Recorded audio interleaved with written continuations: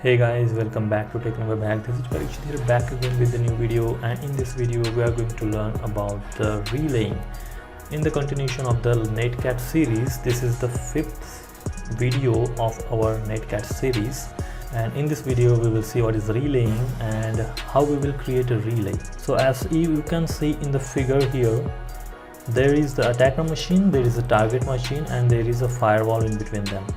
So suppose a target machine is running any website, or it has an open shell which attacker is trying to access, but there is a firewall which is blocking all the incoming and outgoing traffic. Okay, so in that case what an attacker can do?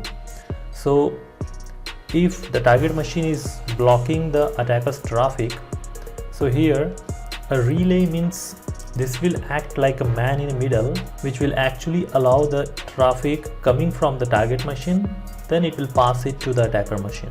Okay, so the similar way it will work.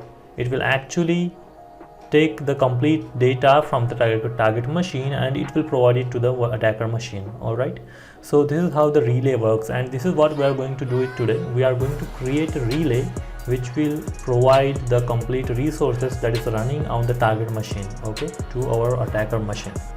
So this is very useful concept when a target machine is not accessible and if there is a firewall running and it is blocking your traffic. So in that case, this is how you can create a relay here at this stage, and then it will help you pass your traffic to the target, or it will directly actually take the complete resources from the target machine and it will pass it to the attacker machine. So I will show you how we can achieve this in our Kali Linux machine, and we also have Ubuntu here where we will be creating a relay machine. And also the third system I have here now is the another Kali machine which is directly installed on the Windows, which is running along with the Windows. Okay, so here are some basic terminologies you need to understand if you are new to this concept. So here, what is server? So server is nothing but a system or any operating system running that actually provide the resources to their client. Okay, it will actually serve the resources or any data requested by client. Okay, so here the next is a client, which is actually your system or your any laptop device or mobile device which will actually ask for data to the server. Okay, this is nothing but your client. So here in the relay there are 4 types. Okay, server to client relay, client to server relay, server to server relay, and client to client relay. But in this video I will show you how we can achieve the server to client relay. So what happens in server to client relay is, if you can see in the figure over here, here the attacker machine and target machine is there, and what we are doing is we are actually creating a pipe. Okay, so this is our relay system in between here, which will act like a man in middle. So we are going to create a pipe that will take an input from the target machine, and then using that pipe it will pass that particular input as the output to the attacker machine. Okay, so I will show you how that practically works here.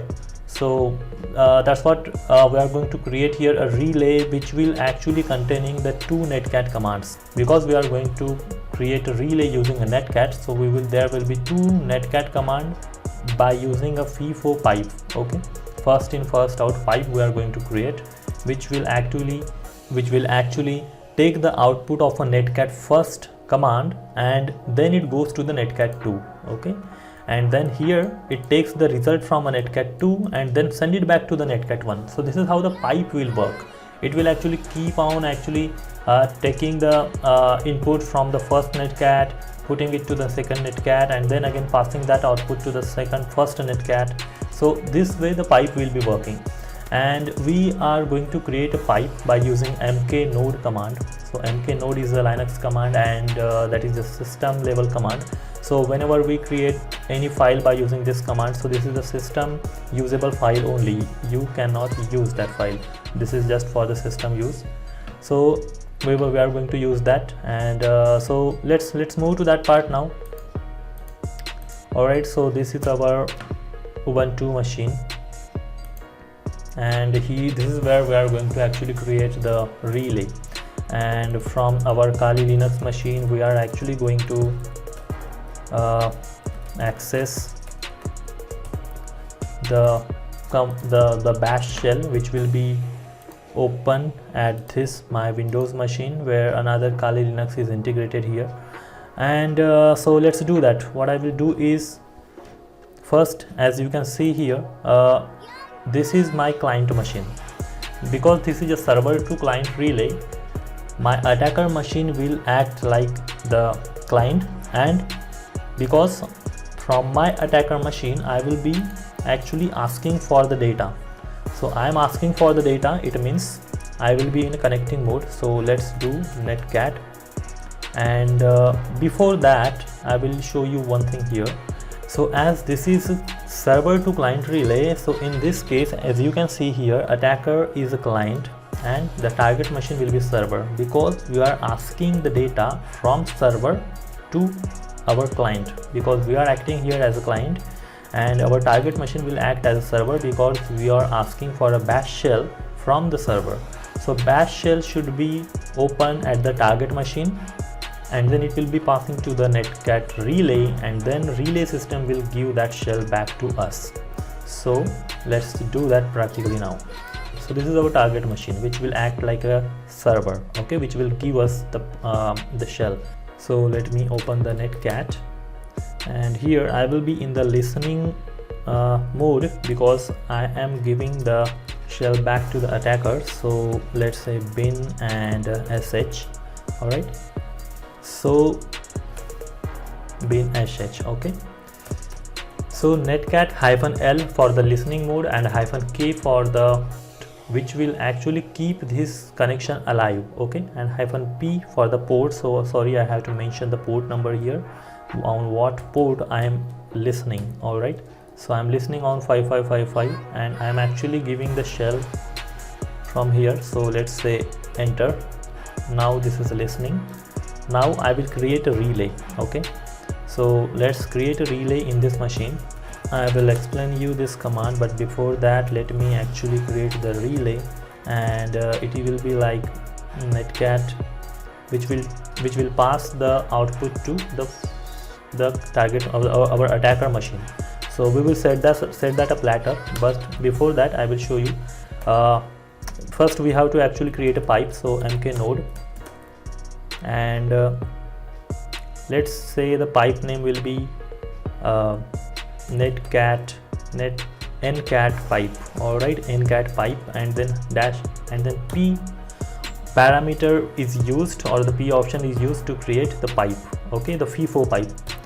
Enter, and now you can see the ncat pipe is created. So if you want to see the help regarding mk node and dash help, you can actually check out the other options as well, okay. mk node dash help. Here you can see the dash p will create a FIFO pipe. All right, so the pipe is now created. Now let me try the netcat commands. I will explain you how that will work. And ncat. So I have already given the pipe over here, which will actually join these two commands. This is the second netcat command, which will actually take the input from our target machine. So netcat, and as here you can see our attacker machine, or sorry, the target machine is listening. So I am connecting to this machine now, okay. So I should know the IP. So this is the IP. Let's copy it, and ncat, this is the IP. I am connecting to port 5555,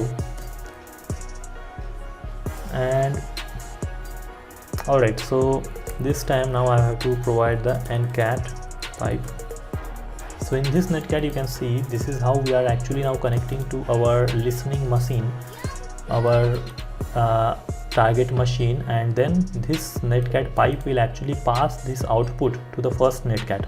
So now the first netcat will be like this. So before I complete this netcat command, let me show you.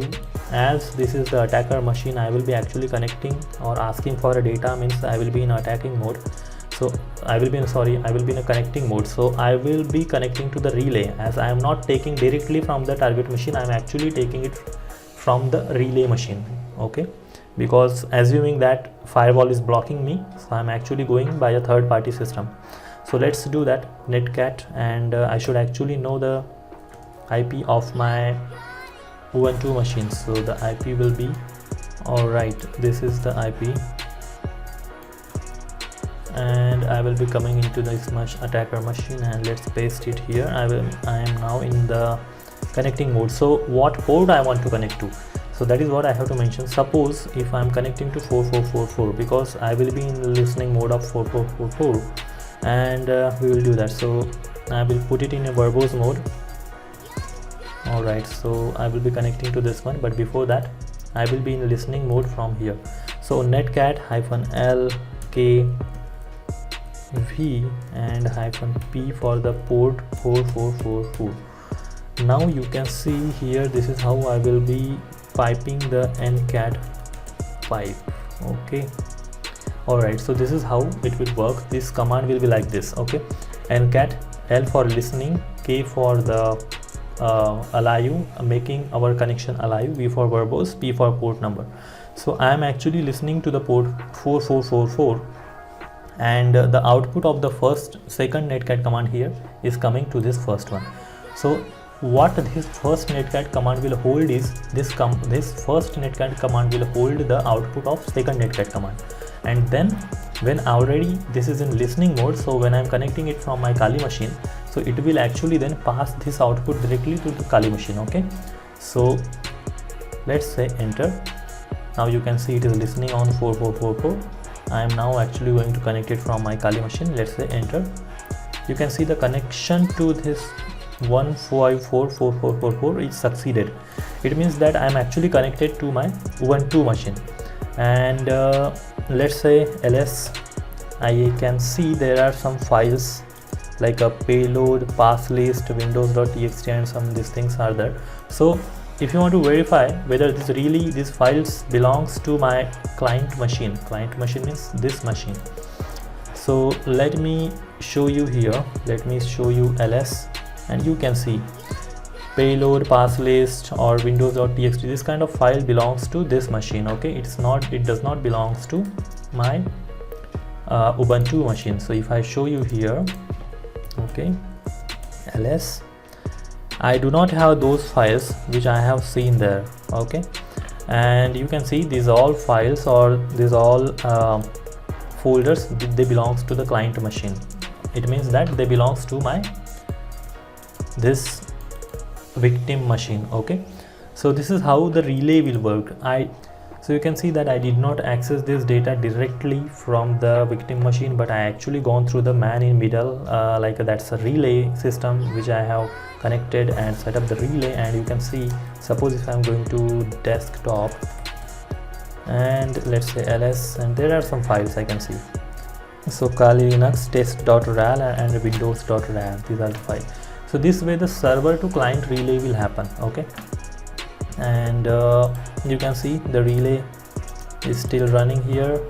I'm already connected to the system, and here also it will be alive. So this is the very useful command. Usually this kind of setup they do it in the companies where the firewall is blocking, and they are going to use a netcat to do this kind of setup. So usually in the IT industries, netcat is a very useful tool. They also call it as the Swiss Army knife of the network, and it's a very useful and handy tool to directly connect to any system. Suppose if it is in listening mode, and you can actually connect, and you can actually do a lot of things with that. Alright, so this is about it, guys. This is about the server to client relay, and I hope you like this video and you understood this concept. So in the next video we will see how the client to server relay works. Alright, so this is it for this video. Thanks for watching. Have a great day, and bye bye.